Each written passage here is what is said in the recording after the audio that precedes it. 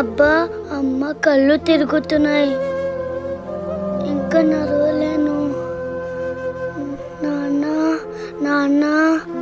సరే పాపని ఎక్కడైనా చూసారా? చూడలేదు బాబా.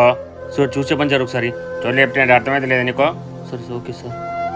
భవిక కళ్ళు తిరుగుతున్నాయి నాన్న. నాన్న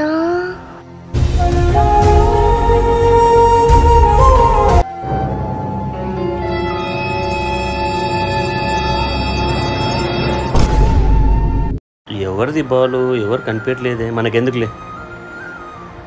ఈ బాల్ ఎక్కడ చూసినట్టుంది, ఎక్కడో చూశాను బాల్ని.